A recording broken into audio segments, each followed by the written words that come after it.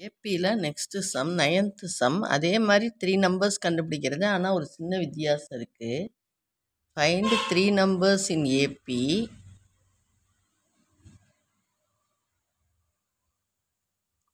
whose sum is 30 and இதில் தான் product கொடுக்காம என்ன கொடுத்துருக்காங்கன்னு நீங்கள் நோட் பண்ணணும். அந்த sum of the squares of the extremes is 298. Sum of the squares of the extremes is 298. நம்ம இதுக்கு முன்னாடி பார்த்த 2 வீடியோலையும் ப்ராடக்ட்னு கொடுத்துருக்கு. இது ஆனால் இது sum of the squares அப்படின்னு கொடுத்துருக்கு. ஃபஸ்ட்டு உள்ளதெல்லாம் அதே மாதிரி தான். இந்த 3 நம்பர்ஸ் பி அப்படிங்கிறதெல்லாம் அந்த ஏ கண்டுபிடிக்கிற வரைக்கும் ஒரே மாதிரி தான். 3 numbers B A minus D A plus D. First என்ன கொடுத்துருக்கு?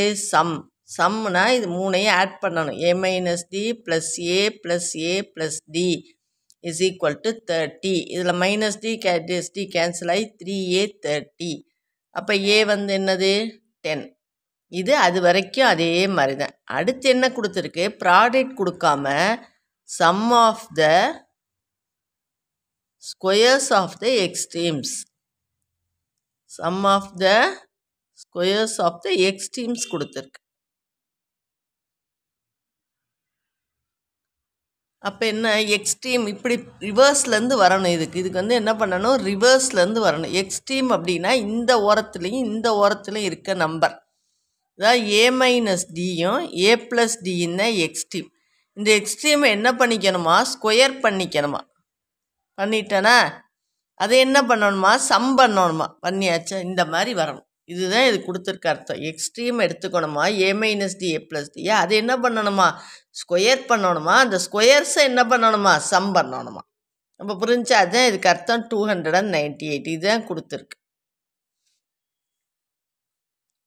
அப்போ இது தனியாக எக்ஸ்பேண்ட் பண்ணிக்குவோம். ஏ ஸ்கொயர் ப்ளஸ் பி ஸ்கொயருக்கு பதிலாக டி ஸ்கொயர் மைனஸ் 2ad இதை எக்ஸ்பேண்ட் பண்ணால். இதை பண்ணுனா A square plus D square plus 2ad பிக்கு பதிலாக டி இஸ் ஈக்குவல் டு 298. இப்போ இதில் minus 2ad plus 2ad cancel ஆயிரும். அப்போ 2a ஸ்கொயர் 2d ஸ்கொயர் இருக்கும். 298. இதில் 2 காமனாக எடுத்துட்டா A square plus D square வந்து 298. இப்போ இந்த A square plus D square is equal to 298. இந்த 2/2ன்னு வந்துடும். அப்போ A square plus D square is equal to 2 1s are 149 அப்படின்னு வந்துடும். இப்போ ஏக்கு என்ன கண்டுபிடிச்சிருக்கோம்? 10 ஸ்கொயர். அதை போடணும். 10 square plus D square is equal to 149. D square ப்ளஸ்லேயே இருக்கிறதுனால இந்த பக்கம் வச்சுக்கலாம். 149 மைனஸ் 10 ஸ்கொயருங்கிறது என்னது? 100. அதாவது இதுலேருந்து 100 ப்ளஸ் டி ஸ்கொயர் வந்து 149. அதுலேருந்து டி ஸ்கொயர் வந்து 149 மைனஸ் 100. அப்போ டி ஸ்கொயர் வந்து 49. அப்போ டி என்னவா எடுத்துக்கணும்? Plus or minus 7. டி என்ன எடுத்துக்கணும்? Plus or minus 7. புரியுதா? இப்போ இது எக்ஸ்ட்ரீம்ஸ் பின்னாடி இருந்து போகணும். 2 எக்ஸ்ட்ரீம் எடுத்துக்கணும்.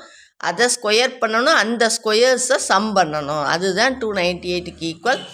இதை தனி அல்ஜிப்ரிக் ஃபார்முலாவில் A square plus B square minus 2ab expand பண்ணுறோம். இதை வந்து A square plus B square plus 2ab expand பண்ணுறோம். இதுவும் கேன்சல் ஆகிடுது. 2a square plus 2d square 2 காமனாக எடுக்கிறோம். அப்புறம் அந்த 2ஆல் டிவைட் பண்ணுறோம். இப்போ ஏக்கு 10 சப்ஸ்டியூட் பண்ணுறோம். அப்போ 100 வருது. 149ல் 100 போச்சுன்னா 49. டி ரூட் எடுக்கையில் ப்ளஸ் ஆர் மைனஸ் 7 எடுக்கணும். ஏன்னா ப்ளஸ் 7 இன்ட்டு ப்ளஸ் 7 ப்ளஸ் 49 தான். மைனஸ் 7 இன்ட்டு மைனஸ் 7 ப்ளஸ் 49 தான். இப்போ அதில் போட்ட மாதிரியே கேஸ் 1ல் வந்து ஏ 10 டி 7. அப்போ நம்மளுடைய 3 நம்பர் என்ன? ஏ minus D A plus D. 10 minus 7 10 10 plus 7 3 10 17. இது ஒரு செட் ஆஃப் நம்பர்ஸ். கேஸ் 2 போடுங்க. ஏ 10 டி வந்து மைனஸ் 7. அப்போ A minus D A plus D. 10 minus of minus 7 10 10 plus of minus 7.